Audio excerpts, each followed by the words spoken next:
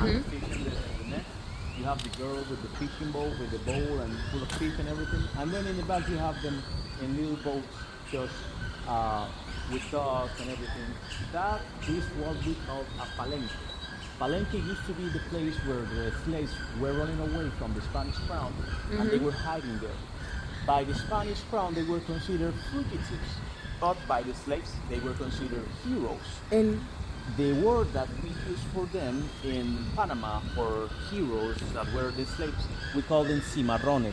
cimarrones. Cimarrón is actually the word that we use for them. These guys, as you see them there, they were actually running away from the Spanish crown because they were pissed off about the slavery. Now, if you look to the middle, you have the Black Christ. The Black Christ is very interesting because in Panama, El Nazareno is the name of it. Nazareno. We call it El Nazareno. El Nazareno is actually something very interesting because it's a mixture of the African culture and the Christianity, let's say.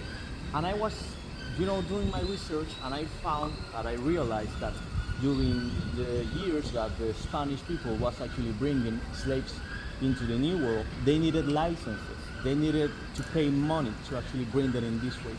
If they didn't have the money, they were making a deal with the church. So the church was actually given the license to bring people in exchange and with the condition of all these African people coming in this way, but before stepping into the New World, they needed to be Christians. Oh. So they were imposing Christianity to the African people that was brought from green paper.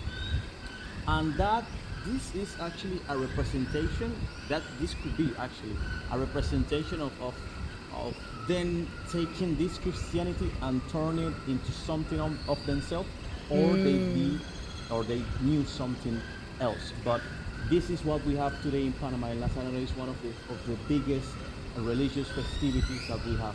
Now, going back into the African roots, if you look to the bottom of the mural, what you will see it's the demons, and you see the drums. That speaks Africa all over the place. You have the demons around, you have the drums, you have the voodoo doll over there. So this is part of the let's say in a 3-level mural, they were speaking about the earth, they were speaking about the, let's say, hell in some way. And then if you look up, you will find them swimming in the ocean and smiling. This is a representation of their freedom. So at the end, they were actually free, and because of them is because Latin American countries got the independence from Spain, because they were a majority at some point, and they were uniting forces to actually get rid of the Spanish crown. But in Panama, they don't speak that much of this part of history, but I do like it a lot. So this is actually the Congo art. This is a type of art from a province that is called Colón. It's in the Caribbean side of the country.